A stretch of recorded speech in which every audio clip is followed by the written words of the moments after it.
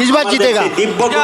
शुभेंदु इस बार भारी मत से जीतने वाले, रिकॉर्ड मत, रिकॉर्ड वोट से जीतेगा। यहाँ भी जीतेगा, नंदीग्राम में भी जीतेगा। बीजेपी सरकार आने से सनातन को रक्षा कवच मिलेगा। महाराज जी आप, मेरा नाम स्वामी असीमानंद गिरी। क्या कहेंगे इस बार बंगाल में क्या माहौल रहेगा? इस बार बंगाल में माहौल रहेगा बीजेपी होगा। बदलाव होने वाला है बंगाल, एकदम जरूर बदलाव होगा, क्योंकि शांत इतना दिन आपका काम ठीक ढंग से नहीं किया, इसलिए राक्षस ने 15 साल बर्बाद कर दिया। युवा समाज बर्बाद हो गए, कोई इंडस्ट्री नहीं है। इस बार नरेंद्र मोदी जी के नेतृत्व में और नारी समाज के हुंकार से ये जो है ना, इसका पतन अवश्य संभव ही है। ममता बनर्जी कुछ हिंदुओं के लिए, हिंदू संतों के लिए काम किया कि नहीं? कुछ नहीं किया है, जो किया है वो दिखावा है, ये ढोंग है। वो काम करता तो हिंदू धर्म को गंदा धर्म नहीं बोल सकते। ममता बनर्जी तो मंदिर बनाने का बात करती है। अरे सारे ढोंग है, ढोंग। उन्होंने मंदिर बनाया दीघा में, जगन्नाथ मंदिर, वो मंदिर नहीं है, वो कल्चरल सेंटर है। मंदिर में घुसता है क्या? दीघा को जो मंदिर है ना, वो मंदिर तो नहीं है, वहाँ घुसता है। इस बार भवानीपुर से शुभेंदु अधिकारी जीतेंगे? कन्फर्म, दोनों सीट से ही जीतेंगे, सिर्फ शुभेंदु नहीं, सारे बीजेपी कैंडिडेट इस बार जीतेगा। शुभेंदु इस बार भारी मत से जीतने वाले, रिकॉर्ड मत, रिकॉर्ड वोट से जीतेगा। यहाँ भी जीतेगा, नंदीग्राम में भी जीतेगा। कितना उम्मीद है अगर बीजेपी आएगा तो क्या होगा बंगाल?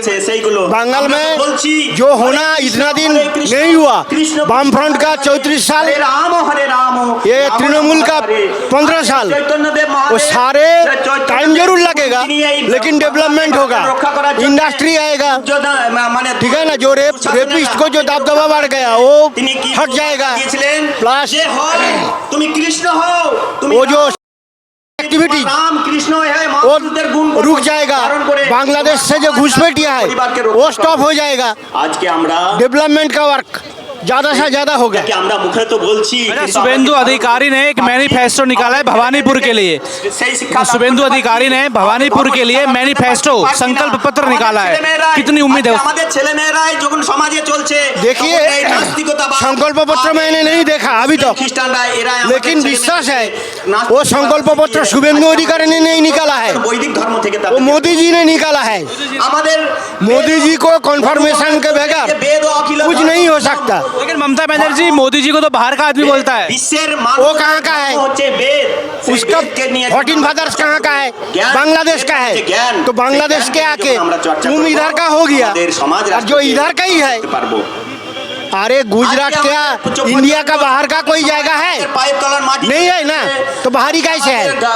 हम इंडियन है, इंडियन होना ही जरूरी है, सब इंडियन। याद है 2017 से पहले का वो दौर जहां पहचान का संकट था और विकास का, लेकिन फिर आया एक संकल्प, एक सन्यासी का शपथ पत्र। 9 वर्षों का हिसाब। उत्तर प्रदेश जो कभी बीमारू था, योगी सरकार के राज में आज उत्तर प्रदेश देश की दूसरी सबसे बड़ी अर्थव्यवस्था बनने की राह पर है। 1 ट्रिलियन इकोनॉमी का लक्ष्य अब सपना नहीं, हकीकत है। मुख्यमंत्री योगी के नेतृत्व में उत्तर प्रदेश में 40 लाख करोड़ के भी ज्यादा के निवेश प्रस्ताव मिले। ईज ऑफ डूइंग बिजनेस में नंबर 2 पर छलांग। बेरोजगारी दर 17% से घट करके मात्र 2.4% पर। बीते 9 वर्षों में यूपी ने डरना छोड़ दिया है। योगी सरकार के शासन में आज अपराधी सलाखों के पीछे है या प्रदेश से बाहर। माफियाओं की 6000 करोड़ से भी ज्यादा की अवैध संपत्ति या तो जब्त हुई या तो ध्वस्त। माफियाओं के अवैध किलों पर जब न्याय का चक्र चला तो जनता ने कहा अब सुरक्षित है हमारा उत्तर प्रदेश। योगी सरकार के राज में सिर्फ कानून ही नहीं, आज यूपी की सड़कें दुनिया से बात कर रही हैं। एक्सप्रेसवे प्रदेश से लेकर के इन्वेस्टर्स समिट तक आज हर जिला विकास की मुख्य धारा से जुड़ा है। यूपी अब देश का ग्रोथ इंजन बन चुका है। 6 चालू एक्सप्रेसवे, 7 पर काम जारी, जो देश के सबसे ज्यादा है। यूपी 21 एयरपोर्ट्स वाला राज्य है, जिसमें 5 इंटरनेशनल एयरपोर्ट्स भी शामिल है। 9 शहरों में मेट्रो सेवा का विस्तार। 500 वर्षों का इंतजार हुआ खत्म। अयोध्या में रामलला विराजे, काशी का कायाकल्प हुआ और ब्रज की गलियां एक बार फिर से चहक उठी। मुख्यमंत्री योगी आदित्यनाथ के नेतृत्व में विकास भी है और विरासत भी। यही है नए भारत का नया उत्तर प्रदेश। ये 9 साल सिर्फ सत्ता के नहीं, विश्वास के हैं, सेवा, सुशासन और सुरक्षा के हैं। अभी तो ये झांकी है, उत्तर प्रदेश को उत्तम से सर्वोत्तम बनाना बाकी है। संकल्प से सिद्धि, नव निर्माण के 9 वर्ष। অসুর দানবদের সাথে क्या नाम है? কোনোদিন আমরা क्या नाम? যুদ্ধ করিনি, आपका नाम? মহাশ্রী গিরি। আমরা যেদিন জন্ম নিয়েছি সেই দিন থেকে আমাদের शुभेंदु अधिकारी भवानीपुर से लड़ रहे हैं। क्या लग रहा है इस बार भारी मतों से जीतेंगे भवानीपुर? আমরা দেবতা হয়ে আমরা বাংলায় বলো না, আমরা যদি বাংলায় বলো না। যুদ্ধ না করি তাহলে আমাদের ভালো ব্যাপারটা হচ্ছে আমরা চাইছি যে আজকে সনাতনী হয়ে আমরা চাইছি যে আমাদের দেশটা যেন বাংলাদেশ না হয়ে যায়, বাংলাদেশ যাতে না হয়, আমরা যেন নির্বিঘ্নে আমরা সনাতনীরা বেঁচে থাকতে পারি, সেটাই চাইছি। কারণ রাত্রি হলে যখন আমরা ফিরি তখন আমাদের খুব কষ্ট যাতে না হয়, বিপদে বিপদে পড়ি। সেই জন্যই আমরা সনাতনীরা চাইছি যে আমরা যেন সুস্থভাবে যাকে ভাবে বাংলা পাঠানো দরকার। প্রচার করতে পারি আমাদের ধর্ম সংস্কৃতি, আমাদের গীতার বাণী, শ্রীকৃষ্ণের উপদেশ গুলো যদি না পৌঁছাতে পারি। क्या नाम महाराज? আমরা ধর্ম সাহিত্য নিয়ে আমরা চুপ। शुभेंदु अधिकारी ममता बनर्जी के खिलाफ इस भवानीपुर सीट से लड़ रहे हैं। क्या लग रहा है इस बार की जो जीत होगी कैसी होगी? इस बार पूरा सनातन का जीत होगा, हिंदू राष्ट्र बनेगा और शुभेंदु अधिकारी जयलाभ करेगा। उनका जीत जरूर होगा, वो सनातन को आगे बढ़ा के ले जाएगा। क्या लग रहा है ममता बनर्जी को बड़े मार्जिन से हराएंगे शुभेंदु अधिकारी? এটা সত্য, शुभेंदु अधिकारी हरा देगा ममता दीदी को। সনাতন বৈদিক ধর্ম हाँ। এ খ্রিস্টান और ममता दीदी हार जाएगी হিন্দু और शुभेंदु अधिकारी जीत जाएगा। এটা মানব क्या लग रहा है ममता बनर्जी इस बार सरकार बचेगी कि जाएगी?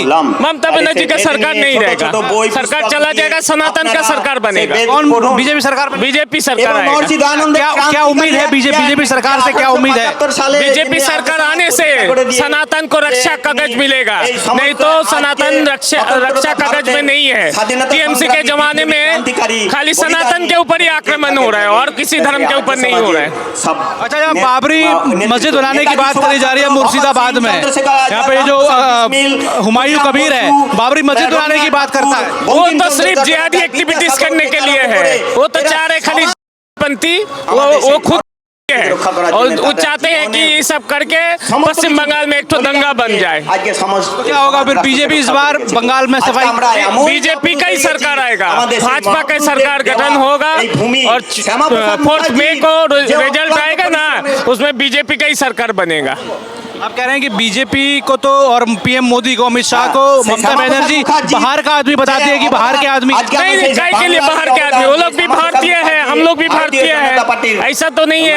अब जो लोग बहिरा को तो ये सब बोल रहे हैं ना, वो खुद बाहर से, वो खुद बांग्लादेश से है। ये बंगाल में गुजराती का क्या काम? जो लोग इन लोगों को, होम मिनिस्टर को या प्रधानमंत्री जी को बहिरा को तो बोल रहे हैं, वो खुद बहिरा को तो कुछ बैठी है। पश्चिम बंग के कभी कहा जाता था बीमारू राज्य, जिसका नाम सुनते ही लोगों में बढ़ जाता था खौफ। जहां कानून का राज तो छोड़िए, विकास का सपना भी था अधूरा।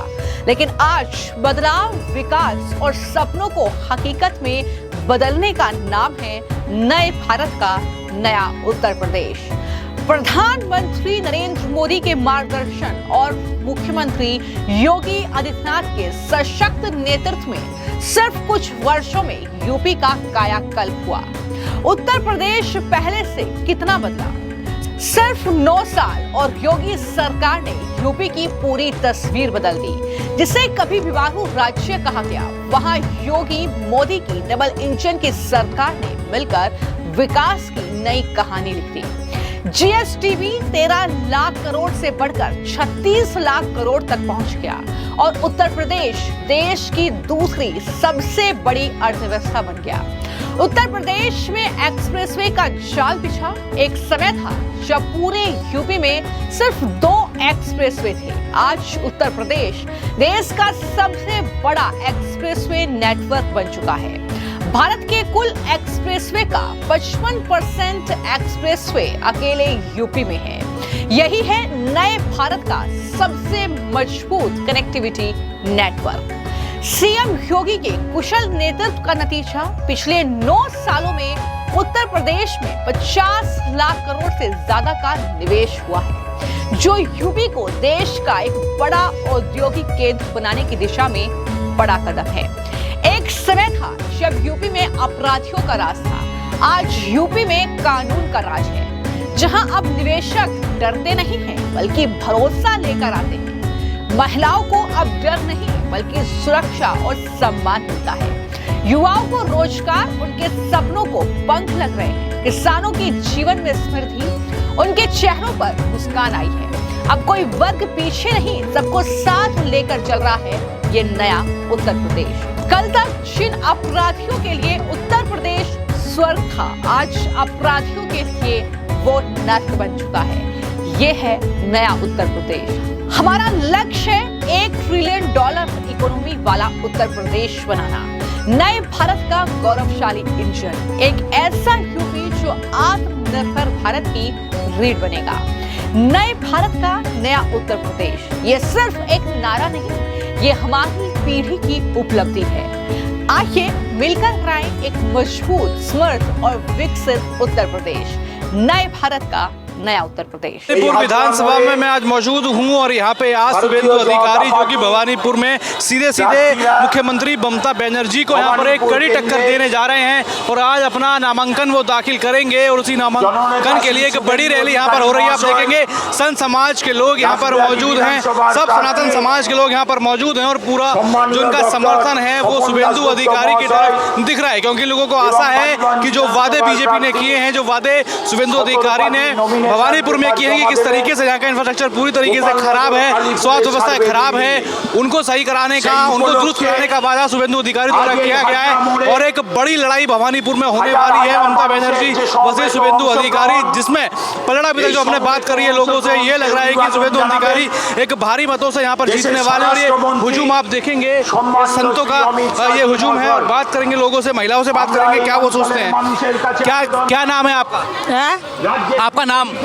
नोमिता सरदार। हिंदी बोलते हैं? ना, हिंदी बोलती नहीं। शुभेंदु अधिकारी और ममता बनर्जी, क्या लग रहा है कौन जीतेगा?